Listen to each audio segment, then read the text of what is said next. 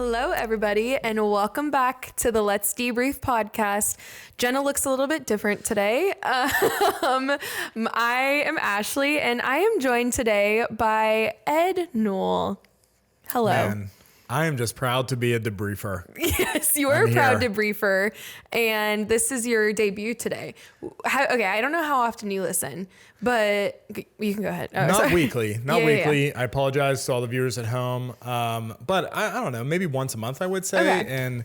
And you'll usually tell me like, hey, we cover a certain topic that Mm-hmm. I think might find interesting. And then I would go back and watch that. Okay. Yeah, because I told him a couple weeks ago, I was like, it's sprinkled in over episodes. I'm like, oh, credit cards. Yeah. We talked about this. And I was like, oh, we just need to have Ed on.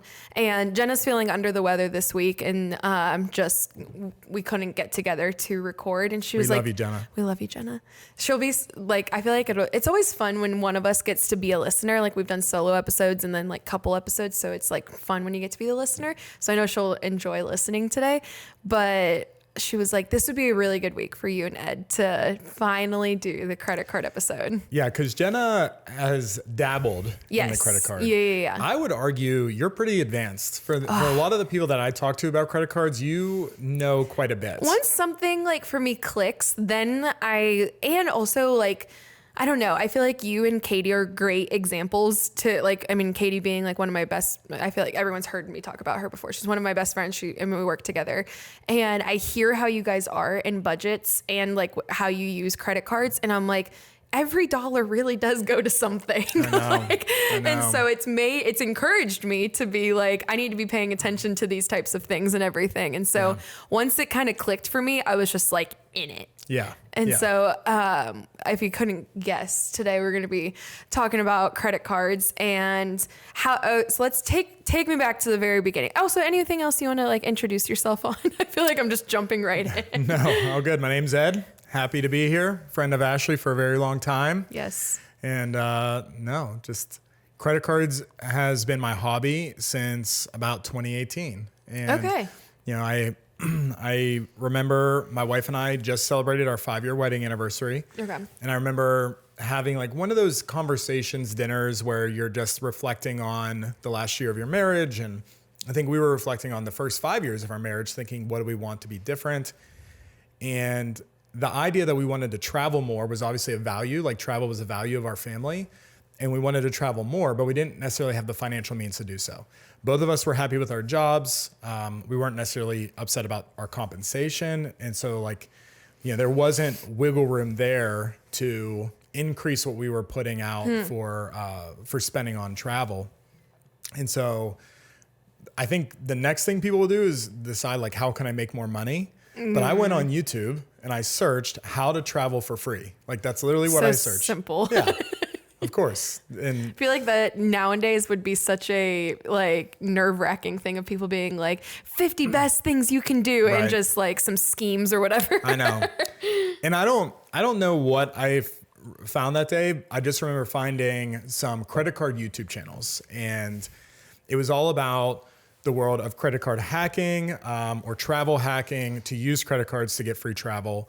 And everyone is pretty familiar with the idea that you can earn rewards through your credit cards. So this is just kind of taking it to the extreme. Mm-hmm. And I realized pretty quickly that there was a lot of room to hack the travel industry using credit cards. And from there, it could open up a ton of different trips for Katie and I. Yeah. Okay. So what was like we all have like you kind of give like a rundown of like that was kind of like obviously how you got into things and then how like your favorite deals and stuff like that. And then we have people submitted some questions too. And as we're talking, I feel like you're already kind of answering some, but what was like the first, like your foot in the door, where you're like, oh, okay, did you even have credit cards up until that point? Yeah. Cause I feel like it was really preached that like they're bad. Mm-hmm. Yeah. So I did have a credit card at that point. I think I might have had 2 from, I don't know, years earlier that I had gotten them. I think I had an Amazon credit card, like to get Amazon points. And I had just a random American Express card because I just thought American Express is the best. Like that's how I viewed it. So I had an American Express card. I come from my parents are great. Financially, they're good. And they had credit cards growing up. And they did something that I now encourage people to do all the time if you're a parent, which is once your kid hits about 16, add them as an authorized user onto your credit card, especially if you are strong financially and if you manage your money well. If you're terrible with money, don't add keep your kids off of it. Keep your kids away. But if you are good with money, it's helpful to them to add them as an authorized user because then your positive payments will add to their credit history, which is a really good thing. It's really nice. So my parents had done that for me. So I know not everybody is in that same scenario, but I'm going into that moment in 2018 as, I don't know, how many years ago was that? 6 years ago? I would have been 29. Yeah. I'm 29. I have good credit. I've had my own credit cards for a while. I had no credit card debt, had a mortgage, had car payment, like some normal debt. But I was very good with money, which is, I think, and also a starting point that not everybody's coming from. Yeah, right? That's true. Like I know how to manage my money well. I have a budget. We don't overspend on crazy things. And for a lot of people, that's like step one is figuring out how to get your regular finances under control. And for people that are bad with money, I would tell them to turn the episode off right now because recommending a credit card. Yes, exactly. I always describe it as giving alcohol to an alcoholic. Yeah. Because this is money that you do not have and you could end up in a really bad situation. But if you are fiscally responsible, can control your finances well, you're not tempted to overspend what money you do not have. Credit cards can be a very good hack to take advantage of the perks that the banks offer. Now, we know that banks are relatively evil. They're offering these things to essentially try to trick you into spending money you don't have so they can gain interest. But if you can flip that on its head, you can really take advantage of it in a pretty big way. So kind of step one would be like getting your finances in order with a budget, finding a good budgeting app. There's a ton out there. Getting control of your finances. Were you like always like the minute you turned like either like 16 or 18 and were earning your own income, were you always like very responsible with money? I feel like you and Katie are like just, again, like I already said, like some of the most like on top of your budget. Or was there something that your parents did that you were like, hey, like every dollar counts and like it goes to something? Not really, no. My parents are upper middle class, which I think that just gave me a childhood where I didn't necessarily lack for anything. We weren't like super rich or anything, but I was never in lack. And so for me, they were able to help pay for my college, which, is unbelievable. So like even coming out of that, I didn't have like this debt hanging over my head. And I understand that is a true blessing and I'm grateful for that. And not everyone is in that situation. So I wasn't starting... I was starting from zero, but I wasn't starting in the negative. And a lot of people, they're starting in the negative. Like they can't even make ends meet. They're living paycheck to paycheck. And it's like, okay, how can I get out of that mess? And there are some strategies for that. If you, for some reason, have bad credit, there are strategies for that we can get into if we want. But yeah, for me, I just found myself being at, I guess, net zero and being able to build from there. And I don't know, you get your own house, you start having kids, you have a spouse, you have stuff you want to do. It's like, I got to figure out what to do with my money so I can actually put it towards the things I want. And so I kind of learned on my own. Budgeting, it wasn't something not saying my parents don't do that, but it wasn't something I was necessarily directly told. Figuring out a budget, figuring out how to manage money is definitely something I had to learn on my own between 21 and 29. Okay, cool.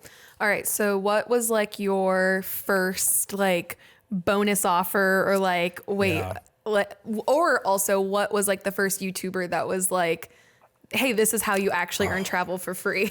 I'm so glad you asked that question because there are two credit YouTubers that still make videos today who I absolutely love, but they are not, they do not have the most followers. They're not like the highest guys. Because the highest guys put out more videos. They tend to have more produced videos. There were some people that really took advantage during COVID around the stimulus checks. And content like that was pumping YouTube views for these financial channels. And so there are some YouTubers that have tons of channels, but I wouldn't necessarily say they're the best. But one is a guy named the Credit Shifu, Shifu. And he's just a dude. Like he has a ton of different YouTube channels. His name's Ben Hedges. But he has 200,000 subscribers. So, I mean, he has a lot of subscribers, but there's guys in the millions, right? And so I just think his content is very straightforward. It's very easy to follow. And he's just like an average guy. He's like a dad, father too, who's been doing this just a little bit longer. You very much relate. He's literally me. And then there's another guy. I don't know his full name, but his YouTube name is Ask Sebi. He has 294,000 followers. And Sebi's awesome. He gets very granular into the numbers. And so if you're a numbers person, like he's your guy. So yeah, those were two of the channels I found right away. They've been in it for at least since 2018 because I found them since then. But they really got me into it. And early on, I think the very first card I signed up for at that time, and again, I had some credit history, but I signed up for the Chase Sapphire Preferred. That was your first in starting to care about travel and everything. Yep. That's crazy. So you're already ahead of it. Yep. Which is still, if you're, like wanting to like take notes right now, like what do I do? That's still arguably the number one card I recommend to people. Well, I feel like actually I'm going to go open our question box because I think one person was like, I just got the Sapphire Preferred. Like, what would you recommend? Or like, how would I spend my points? Let me go try to find it. But yeah, so the Chase Sapphire Preferred, Chase Bank, I'm going to we'll probably talk about a lot of banks. Again, all banks are relatively evil, but in the grand scheme of things, Chase Bank is a pretty good one to get into their world because they have a lot of different cards. There's a lot of different point options, and they have a lot of points that allow you to earn their brand of point, which is called Chase Ultimate Rewards points. And you can pull those points. And if you can have multiple credit cards pulling those points, then your money's going to go farther. So, but yeah, the Chase Sapphire Preferred, they have a brand of cards called the Sapphire line, Chase Sapphire Preferred, Chase Sapphire Reserved. And the reason those are so important is because it lets you transfer those points out to things like Hyatt or Marriott or Southwest or whatever brand you want to transfer those points to. They have these transfer partners. And so that is huge. And I learned that pretty quickly.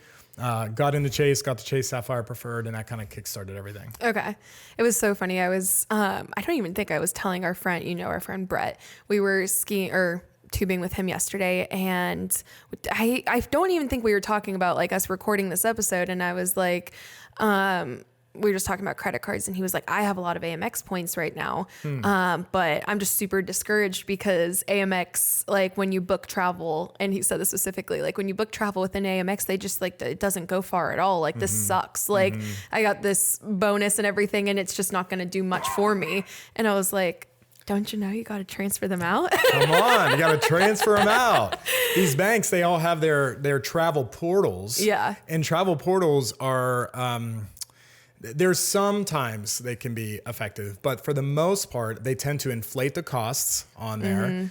And there's just limited options. Like you don't see all the options that you can actually use for hotels or flights or cruises. Sometimes are in travel portals, rental cars, those things. So if you have American Express, Citi, Chase, Capital One, they all have their own version of points that if you have the right cards, you can transfer out. And so transferring those to the actual entity that you want to use, whatever hotel or bank, as long as it's an official partner, that's definitely the primary way to go. So someone did ask us, like, I just got the preferred, Sapphire Preferred. What do you recommend? And like, what did she say? She said, what are your tips to make points go far? Yeah. So oh my gosh, the best way to use, I'm sorry, I'm sick. The best way to use Chase points is transferring them out. Typically I would recommend towards Hyatt. Okay. Hyatt doesn't have a lot of transfer partners. They're a partner of Chase. They're also a partner of a credit card called Bilt, BILT. Ooh, I feel like we could do a whole section on Bilt. We're not renters, but we might be here soon. And I was like, I got to get that Bilt card. Yeah. So if you rent, Bilt is a really great card to have. It's under, I forget who it's under. I think Wells Fargo, but the Bilt MasterCard, it's a phenomenal card. You can get points paying your rent with it. And there's no fees, like there's no percentage to do it. So if where you live charges a fee, they will mail a check on behalf of you. Like it's a whole thing. So for most people, if you're renting, that is your biggest expense for the whole year. So you might as well get points for it. And Bilt Rewards can transfer the Hyatt. So Hyatt, in my opinion, right now has the most cost-effective points-based model for hotels. Marriott is very expensive from a points perspective. So how they value their points related to how much a room is in cash, it's just not a very good value. But Hyatt is phenomenal. You can get, so 60,000 points is probably the bonus they got from the Chase Sapphire Preferred. That could get you 5 nights in Hawaii for free right now. Just that one bonus. That's crazy. So, I mean, those points can go very far. Yeah. Sometimes, I think it's 60,000. I can't do math, but 60,000 divided by 8. I don't really know what that is. 8 times it'd be. Wait, 60,000 divided by 8? Yeah. 6 nights, right? What did you say? No, hold on. What How are people are going to be like, these people are idiots. 60,000 divided by 8,000. 8,000. Sorry, oh, okay. 7.5. Okay, so you could get 7 nights. That's crazy. There's some Hyatts that are only 8,000 points a night. So I stayed at a hotel in Orlando with my son, I don't know, a few months ago, and it was 8,000 points a night. So, if you want to do a Disney trip, there you go. Yeah. A week's stay at a Hyatt. And that Hyatt had free breakfast, free parking. They shuttled you? There was a shuttle, but we ended up driving anyways because we wanted to. But there was a shuttle. So people want to know how to do Disney, cheap. That's a huge question. That's I feel like one you get credit card. Yeah. So that one credit card could have got us a week in Orlando. You still have to pay for the tickets and everything, but the hotel's a big deal. Yeah. Right? So you don't have to stay on site at Disney, whatever. I mean, obviously it's amazing, but it's the whole experience. I know, but we're cheap, and no, we're fiscally responsible. Fiscally, not cheap. So 7 nights. And there's a lot of places like that, that Hyatt's you'll find at 8,000 points a night, 12,000 points a night, 12,000, 60,000 points. That's 5 nights. So it can go pretty far. So I would recommend Hyatt. I believe IHG is a transfer too. IHG has a decent transfer rate.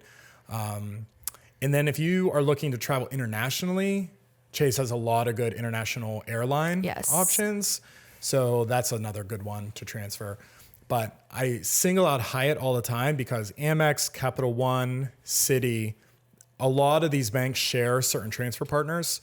And so I want to make sure I'm using Chase points in an area that I can't use other points from other ecosystems. That's fair. Okay.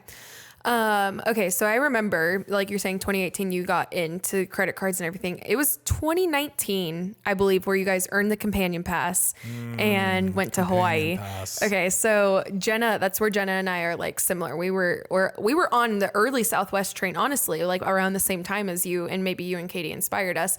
But yeah, you've heard the listeners have heard us talk about the companion pass. And so tell us all about the companion pass journey, the trips that you went on, and then Hawaii as well. Okay. Companion pass is a feature from Southwest Airlines.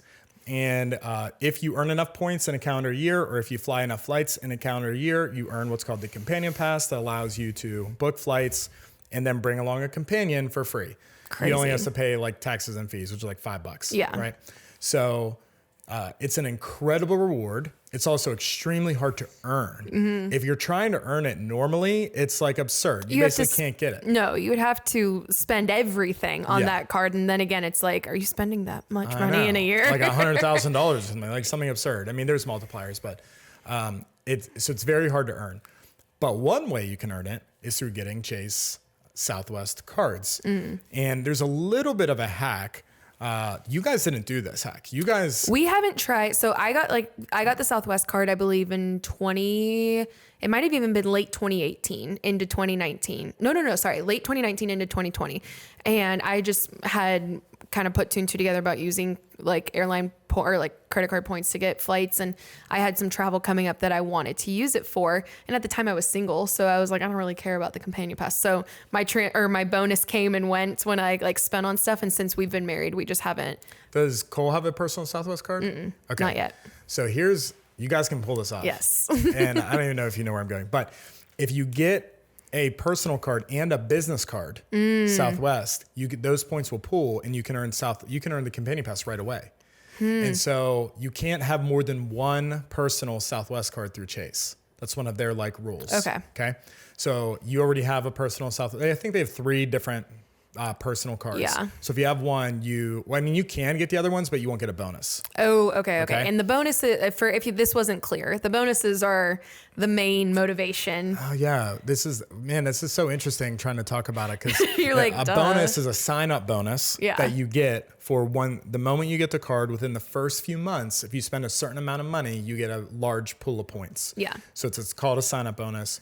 Every card is different. Every card's different. If there's usually like we had one recently where it was like a pretty big spend, but for a lot of points. Sure. And so it really varies. I think Southwest, I feel like typically is like 3,000 and spend over 3 months or something. Like that. It's fairly low, but you can do something like where Cole applies for the personal card. You guys hit the bonus pretty quick, then get the apply for the business card under Cole's name as well. Okay. Hit that bonus. Those two bonuses together would earn him the companion pass. So you guys have more companion pass in your future. We do. And that's what like we're doing. And I've talked about this on the podcast. We're doing international travel this year. And so I'm looking ahead to 2025 being like because what is it? Like it's like when you hit it, you get the rest of that calendar year and then the next year. Yeah. Okay. So depending on when you hit it. So let's say if you earn the companion pass in June of 2024, you have it for the remainder of 2024 and then all of 2025. Okay. So there's a trick that if you attempt to get all of those points as early in the year as possible, you can almost get it for almost 2 full calendar years. And so the way that people do that is you apply for one of those cards. Business has a higher minimum spend, so people like to start with that. I think my mom's actually trying to do this right now, literally in real time. She's doing this. Is you apply for that in like November. And by the time you get 3 months to hit it, so it's going to be early January where you hit that bonus, right? Immediately apply for the other card, personal or business. And so by like March, you've hit 2 bonuses in that calendar year. And so then you can have companion pass for like the remainder of that whole year, March through December. And then again, the whole Is that what you guys year. ended up doing? So we did it. That is what we ended up doing. Also, you need to mention referring. Oh yeah, referral bonuses. So many different cards and issuers will have referral bonuses. So you can offer like if my friend wanted to sign up, I can get a referral link generated on my account, send it to my friend, and I get points. Not every issuer does that. Yes. And not even every card does that within an issuer. So it's a little interesting, but Southwest cards on Chase do. Yeah. So that's another way. And that goes towards companion pass. So if you have 5 friends lined up, boom, it can be 100,000 points right there. Exactly. So, so you want to try and hit all those points as early as you can in the calendar year to take advantage of it. I don't remember if we had it in 2019 and 2020 or 2020 and 2021. I honestly can't remember. I think it was 2019. I'm just trying to remember. Because, I mean, did you even use it in 2020? So here's the thing. We primarily used it in 2020, which is okay, insane. Then maybe I have it backwards. And maybe it was 2020 I honestly don't remember. But the thing that I do recall is COVID happening and really disrupting my use of the companion You're pass. like, oh, this is like... But no, we did go to Hawaii and we did book it with the companion pass. But then we ended up canceling that and booking another airline first class. So we ended up actually not using it for the trip to Hawaii, but we initially did. But we went to Dallas, we went to Arizona, we went to Florida, I think multiple times using it. So we got tons of free travel over those 2 years. And I think we had it for probably a year and a half total. Yeah. I remember like Katie, like, cause we work with her. And so she'd just be like, oh, I'll be gone that Sunday. I'll be gone. And I'm like, where are you going? Or actually you wouldn't even go like on Sundays, but it was like, and she's like, oh, we're going to Dallas. I was like, oh, what's in Dallas? She's like, well, we have this companion pass. So it's just like, might as well. And also, which I didn't know is that I think it's like, as we're talking, maybe 135,000 for the companion pass. Something like that. And you can use those points still. Right. I thought you literally cashed in on them like you were purchasing it. And so I was like, then you go to 0. But our friend Joe had it this year and he was Did he earn it? No. Oh, Don't talk to him about it. Don't talk to him about it. Wow. He's very sensitive over it, which is very fair. He was only like within 20,000 points. But he was like, pulling like from his bonus and everything. Wow. And I was like, oh, okay. So you essentially like, I mean, depending on what kind of trips you're taking, that person that you pay for like their rate, it could also travel for free. 100%. Because you're putting like you're using points for me and I'm bringing you along for free. So yeah, I mean, we got a lot of free travel over that time, and we fly to Florida a lot. My wife's parents are in Florida. So getting down there was awesome. And to have an entire ticket paid for like 2 years was phenomenal. So nice. So okay. I'm just going to didn't prep you with any of these questions. I'm going to throw this at you. What do you feel like in the credit card journey so far is your greatest accomplishment? Oh, well, I have a whole video on YouTube about this. You have a whole YouTube channel. Yeah, I have a YouTube channel, which my YouTube and my Instagram is way slowed down because of my other job. So I just haven't had a lot of time to invest in it. But this is still a personal hobby of mine, and I'm going to continue to try and document at least my personal experiences through it. And I have people all the time who are finding this stuff that I already have there and it's still benefiting them, which I'm really grateful for. But I have my biggest video on YouTube is how we went to Europe for free. And we essentially did almost a 2-week trip to Europe, and we balled out. I mean, we did first class, business class, to and from, like insane, but you don't have to do that. Like, pretty much there's cards right now that you could get like you and a partner to Europe round trip in economy, like already. And then you just got to worry about hotels once you get there. Sorry. You're good. So, excuse me. Getting to Europe was definitely the biggest accomplishment that we've had. And that took a lot of planning, a lot of travel, because I was committed to doing it for basically zero spend. And we did. I had to pay taxes and fees, and we also paid for all of our experiences that we did in Europe, but all of our hotels for like 12 nights, 13 nights were completely covered. Business class, round trip flights, like lay down seat business class. Legit stuff. Unbelievable. To and from Europe. That was the best. Okay. So what was it? Ended up being 12 nights, 13 days? I think I was right. Okay. How much would you, if you're comfortable saying, at the end of the day, do you feel like you spent on the trip as a whole? Oh, I definitely know this. Oh, okay. But so it was like 2 years in the making. I was planning to do this trip because we had to pool points, American Airlines points, Hyatt points, Marriott points. Like I was pulling all these points. And all that while as well, I was also saving cash because I knew I wanted to go to Europe and us feel like we weren't going to hold anything back. Yeah. I ended up spending over 2 weeks, probably close to $6,000 in activity costs. However, about 1,000 of that was spent on some last minute expenses that we just couldn't have foresaw.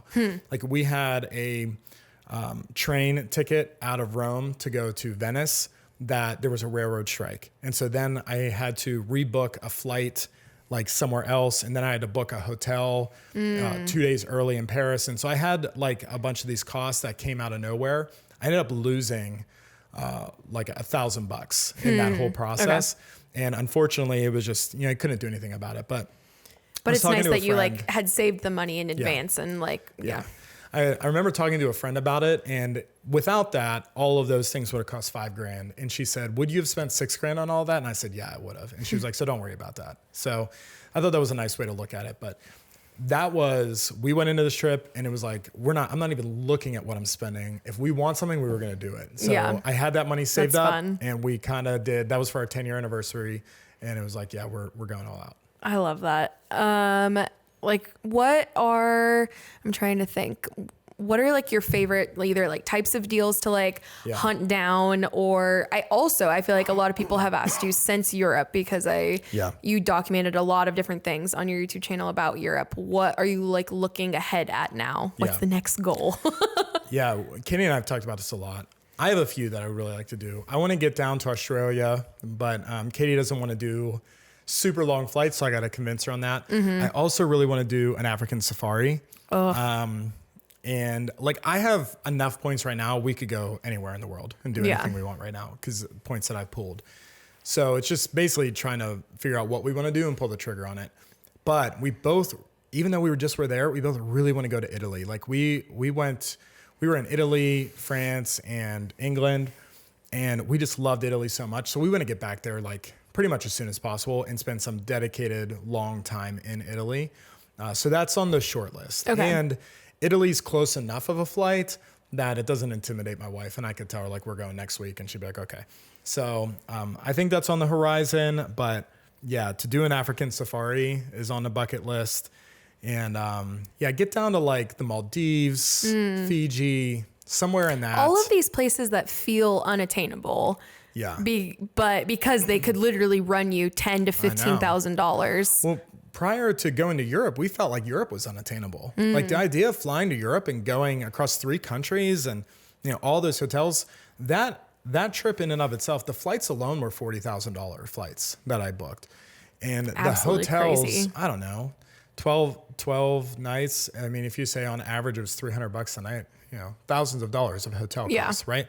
So that trip was an unattainable trip. And the only reason we could do it is because of credit card points. So for us, it was all worth the planning and the looking ahead. And like, I have a whole spreadsheet. I'm a weirdo about it, but to us, it allowed us to have this 10-year anniversary trip that no other way we would have been able to have it. Yeah. And again, if you're good with your finances, you can hack this industry so unbelievably well.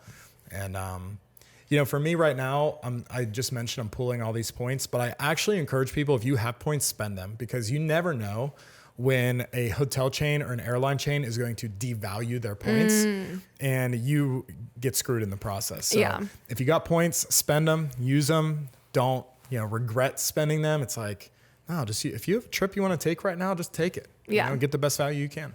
So I feel like as you're saying, like, obviously you've given the warning of like, be responsible and don't spend any money you don't have.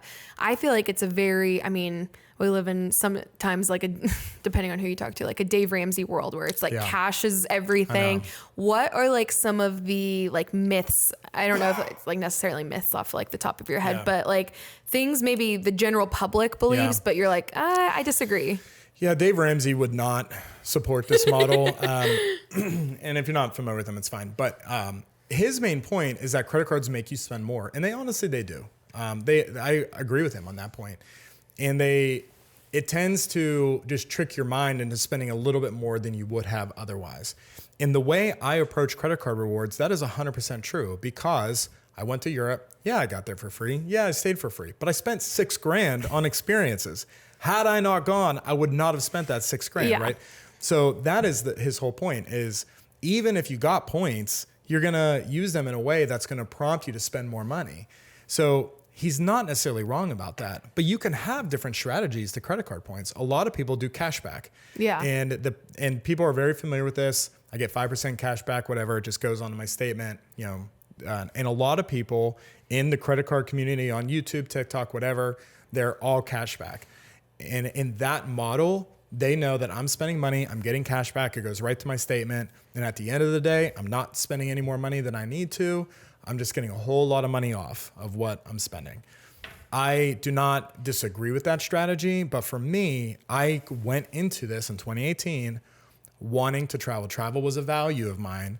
I already set aside money to travel anyways, right? Like I'm saving money every month for my family to travel. But now that money goes a lot farther because I'm adding it on top of credit card points. So previously I just didn't have the points and I could use that minimal money to, I don't know, go to Florida or wherever. Yeah. Now I can go to Europe and whatever, right? So Maldives and whatever. Yeah, Maldives and whatever. So that's really nice. But, and my scenario, like we have, between my wife and I, we're probably around 30 credit cards between the two of us. We have no, which like some people are gasping. I know 30 credit cards. We have no credit card debt, but we have 30 credit cards, and they're across all kinds of banks. I got points stockpiled everywhere, but you don't have to do that. And if you were gonna like pick one bank to just like jump in and have points in this one bank and this one point system, I would probably recommend Chase. I think Chase is their app is really easy to use. Their transfer partners are really used. They have Hyatt. And again, a lot of international partners. So, off the top of my head, you get something like the Chase Sapphire Reserve or Preferred, Chase Sapphire Preferred, the Chase Freedom Unlimited, the Chase Freedom Flex. Those right there is about 100,000 bonus points you could get. And only one of them has an annual fee, which is the Preferred at $95. So for $95 a year, which is basically what you're paying to have access to the transfer partners, okay, you have 100,000 bonus points basically sitting, like ready for you to apply and get and earn.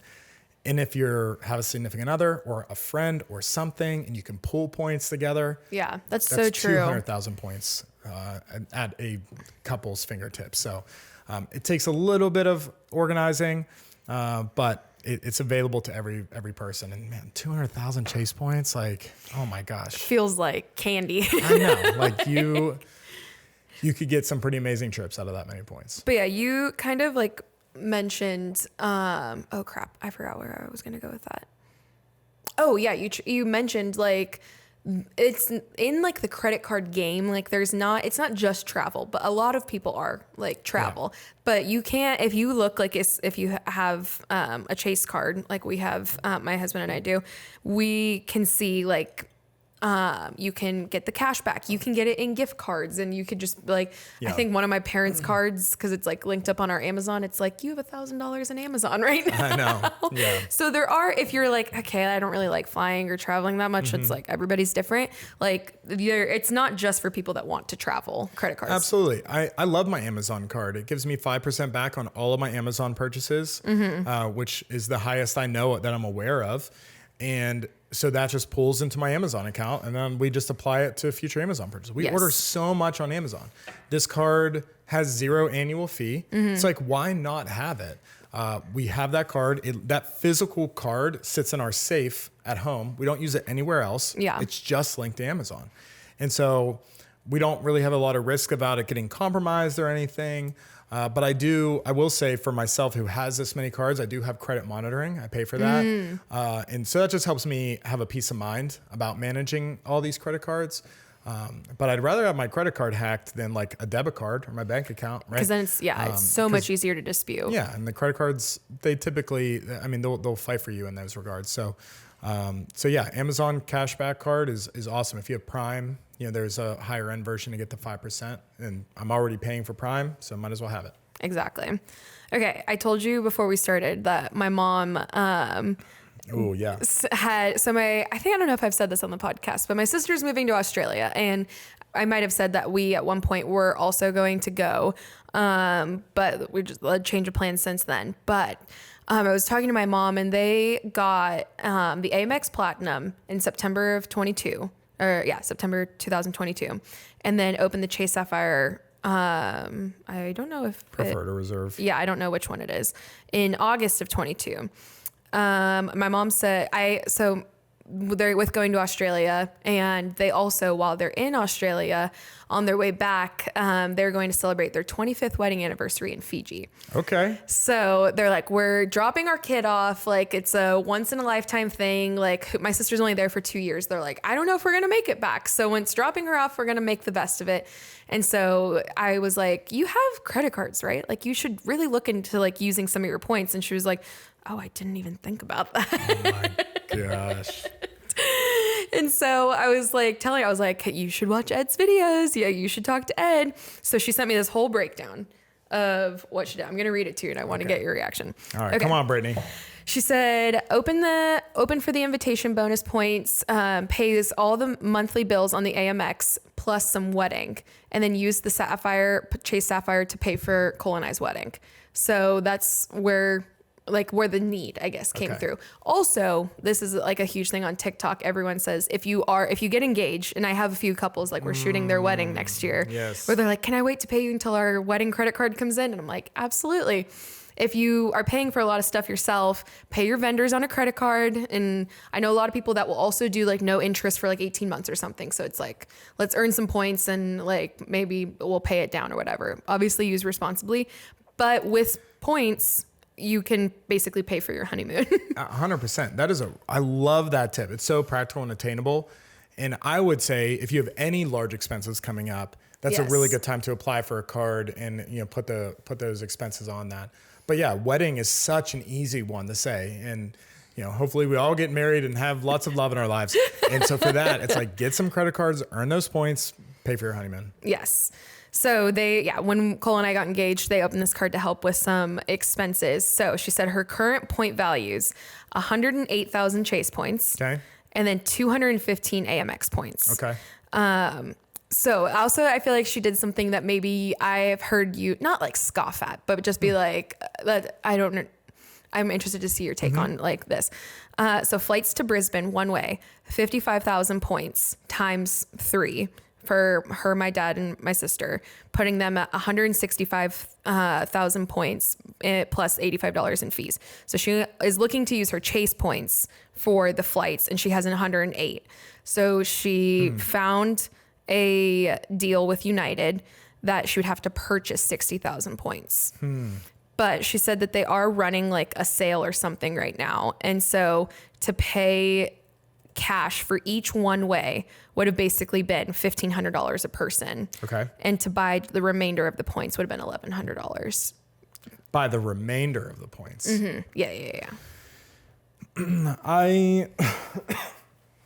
How much, you don't know how much they were selling the points for? I don't. She said online sale of 45% off. Here you can kind of look to see the numbers. Yeah, interesting. It's okay. I mean, here's what I would say. Having good value in how you use the points is a huge topic in the credit card community. And even like credit card YouTubers, TikTokers almost argue with one another about how to properly value this. And it's a little bit of it's a little bit of just a stupid conversation. Like if she's doing this trip, you guys are going to Australia. It's happening. Like it's happening. She wants to go there. She wants to spend as little as money as possible. So do that. Spend as little as money as possible. Use the points you got and make sure that it's going to be a trip that you remember forever, right? So I'm definitely not in the business of critiquing per se. I will say for 1,100 more, like to buy the remainder of the points. So I got to pay $1,100 plus use the points I got instead of paying $1,400. I don't know. A person. Per person. Oh, 1,100 total? So yeah, 1,100 total. Oh, that's way different. Yeah. Okay. So she she basically had enough to cover her and my dad. Okay. Had to pay for my sister. So Okay. we would have been looking at 45. Oh yeah. And now she only had to pay 1,100. Yeah. No, I think that's good. I haven't done any of the flights to Australia. But you were looking at flights to Australia because we were going to be on this. Yeah. Do you remember how many points your flights were? I don't remember. I think it was actually, yeah. It was around 50 or something. It was 40, I think. Yeah. High 40s, I feel like. On 48 American, maybe, something one like way. that. Yeah. Or maybe, I think they do it like 47.5. Okay. Something like that.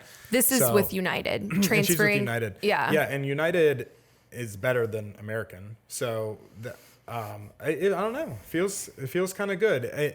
Again, I'm not totally in the business of critiquing people per se, but on face value, yeah, looks great. Using good use of points to trip you want to take. Great. And expenses, they were already paying on and everything. And then they're going to go ahead and use their Amex points to get them, let's see. Okay. Amex is paying for a Marriott stay in Fiji. Okay. 4 nights at 265,000 points. And then you get the 5th night free. Yeah, that's huge. That's a Marriott thing and an IHG thing. So that's pretty good. That's good.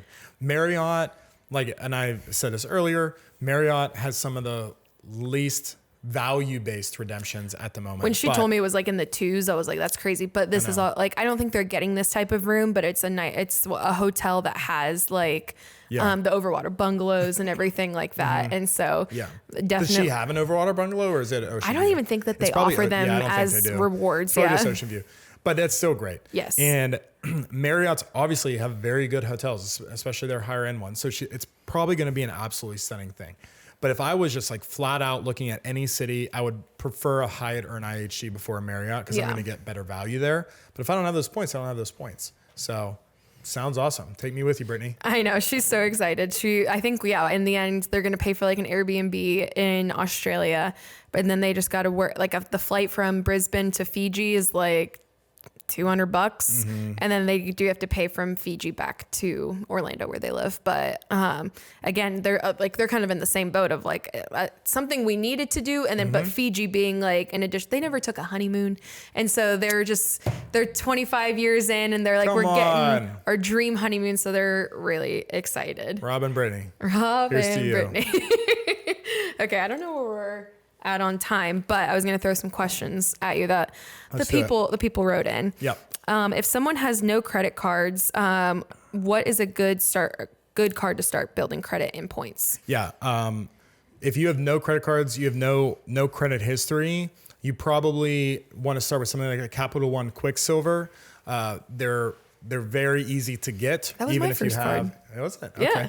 Okay. You're not going to earn a lot of points in that model, but that's not your main concern right now. Your main concern is building credit. So get that card and just start earning credit, make payments on it, make on-time payments. Don't miss a payment. That's bad for your credit. Hit. Yeah. And just hold that card basically forever. You're going to have that card forever because that's going to be now one of your longest cards you've ever had. So just kind of hold on to that. If you even have a little bit of credit, you might be able to look at something like a Chase Freedom Unlimited or Chase Freedom Flex and start getting into the Chase ecosystem. Capital One. Another really good starter card is the Discover It Cashback. Those are really popular.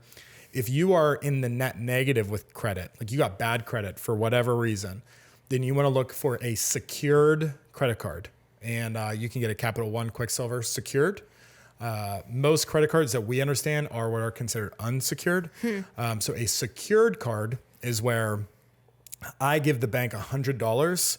They give me a credit card back with a limit of $100. Okay. And so they don't care if I miss a payment because they already got money up front. Okay.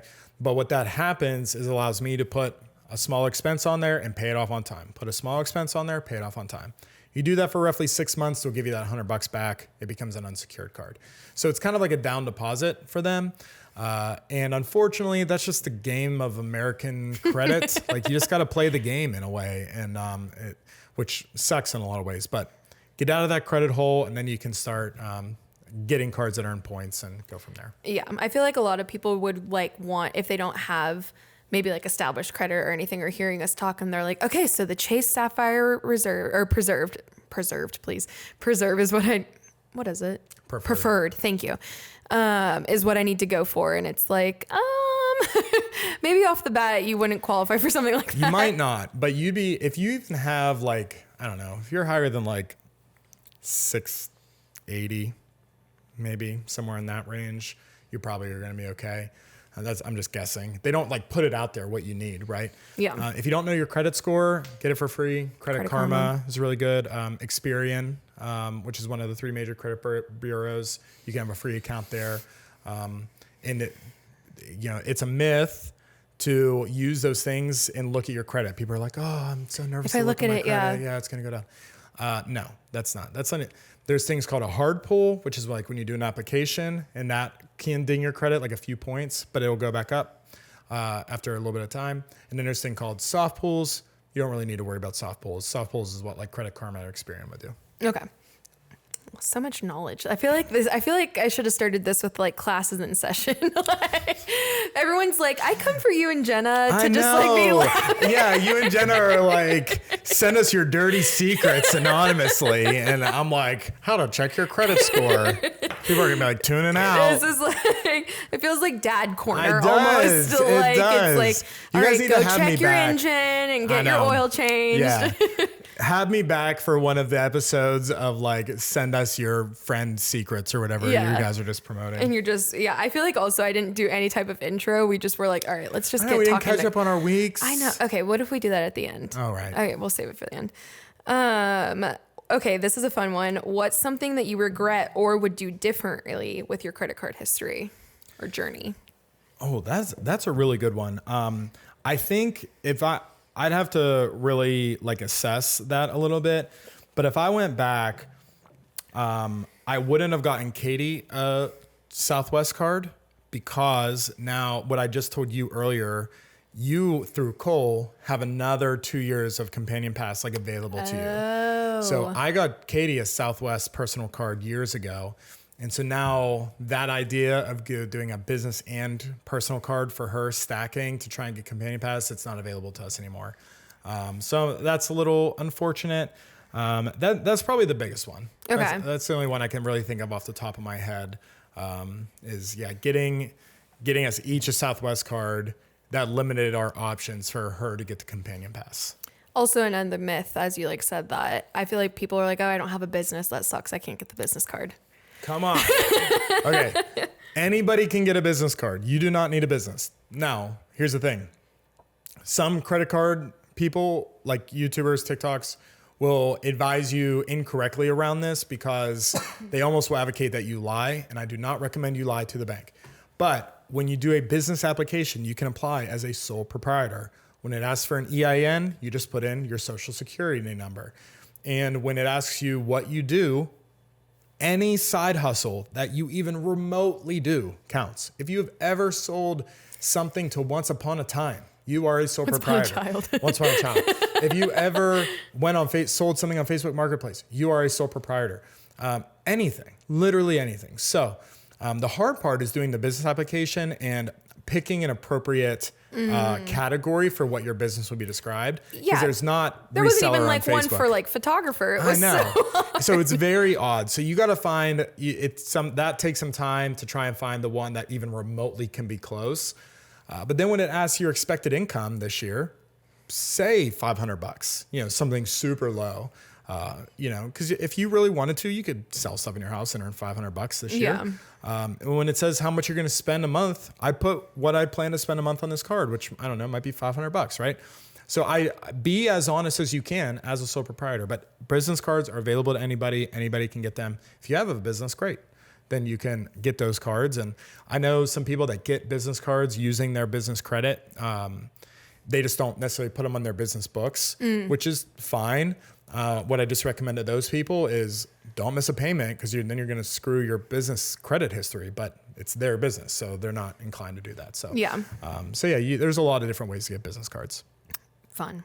So we've got a lot of the other questions like, it's tip for like young adults having like a card, or like what's one card everyone should have, just for clarity's sake. Like, I feel like you've already kind of touched on it. Yeah, I would do Chase.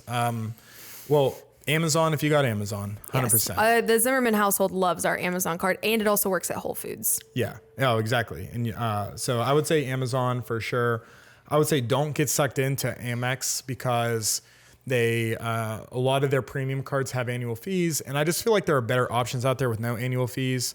I'm not afraid of annual fees, but you need to be able to justify why you're paying that every single month. But the Amazon card's great, and anything in Chase that's going to earn you Chase Ultimate Rewards points, I think is go in that direction. Perfect. And then somebody else asked, which you and Katie, I feel like have like obviously decent experience in this, but traveling with kids, and is there anything within the credit card that you've done?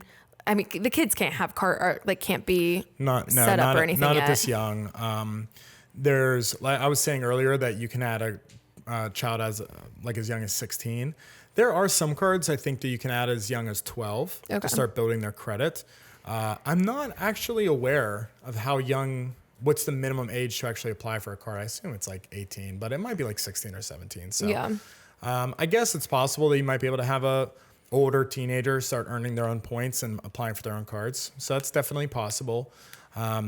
No, traveling with kids on points is just what you expect. It's more expensive, right? So I need twice as many points as a couple without kids to get my whole family somewhere. So just is what it is. I would say kids travel free until they're 2, or like the year that they're 2 up until 3. I think that's on Southwest. Up until 2. I'm not actually sure. Some overall. When do they count as like a lap child? Something like that, or not count as a lap child? I think it's 2. Okay. So it's like a free passenger for a while. Yeah. With 10 times the amount of work. Yeah. So no, you just need extra points. But right now, like our personal strategy is to get points to do these trips like just for us. As our kids get older, we're going to want to take them to those special places. For right now, we use points to help us get to like Florida and back. Yeah. But yeah, no, nothing fancy with kid travel yet. Yeah, nothing fancy. You and Harrison got to take like a special trip, which like you did talk about. Okay, very briefly, if there's, because I know that you don't like this like brand of cards, but your family's big Disney people, and there's a Disney credit card with Chase. There are multiple Disney cards. I'm so sorry. There are multiple Disney credit cards with Chase. Both are terrible values. Yeah. They have a few interesting perks that might be good, like some percentage off on merchandise in the park or something. But no, truly, you would be better off on like any other card, literally any other card from Chase, Capital One, Citi, American Express that earns like their transferable points, their flexible currencies, than going Disney, because many of them have like travel categories, like generic travel categories. So booking flights, so many of them have entertainment categories. So booking tickets to a theme park, you're going to get more points off of them using a separate card that has a travel and entertainment category versus using a Disney card. So no, I do not recommend them. We have one, but I literally got it because I wasn't sure what card to get next, and it was like $300 in our pocket, but that was like card number 29 for us. So just put it very, very low on the list. I feel like people see that one pop up and they're like, Disney. Oh my goodness. Like, could I earn like off my trip? There was someone that wrote in a couple of weeks ago that was like saying that she was going to Disney with her like kids and like asked me like any tips. And it was definitely much more of like, what parks should I go to? But I feel like for you guys, like for in planning a trip, like look at some of those staying off property and using some of those either Chase points or like transferring to Hyatt and everything, because that could be, like you mentioned earlier, an entire week's stay for free. Yeah. Built MasterCard has points for theme park tickets. So that was one I mentioned earlier. Capital, let's see. You also can use cards to buy, that gets a little sticky because credit card companies will shut this down if you're doing it too much, but use a credit card to buy a gift card. So like if I go to my local grocery store, add a Disney gift card into that, and so I'm going to get points for that spend, and then I just can apply that to Disney later on. But use a credit card that gets good multipliers back at the grocery store, so you get points there. So there are little tricks you can do for Disney, but most of the time you want a card that has a generic travel category that's going to help you with hotels and flights, and you want a card that has an entertainment category of sorts, which can help with like theme park ticketing. Did you see the one article of like this family? It was like a family of 10 that bought like $10,000 worth of Disney Plus. Isn't that heartbreaking? Okay, oddly enough, that happens more than you think. Because I'm a one of my favorite subreddits is the credit card subreddit. Okay. And people will post stuff on there all the time. And honestly, I probably say 3 or 4 times this year, I've seen someone comment on that. But that one went viral, the one you're talking about. But people make that mistake a lot. You cannot use Disney Plus credit cards for a Disney trip. Yeah. So if you are, because I feel like that might have been like a travel hack, maybe like that the family was planning on doing, and they literally purchased like $10,000 worth of Disney Plus instead of, there are regular Disney cards that can get you in the theme park, or like gift cards that can get you in the theme park, but they just purchased the wrong ones. And once it's done, it's done. Hopefully Disney threw like a trip at them. I would feel... I don't know. They're intense. Those people got screwed. Yeah. For sure. Any other things that you want to No, say? I don't know. I mean, we skimmed a lot of stuff and made a lot of assumptions, I think, in the beginning of this about like, what is a sign-up bonus, right?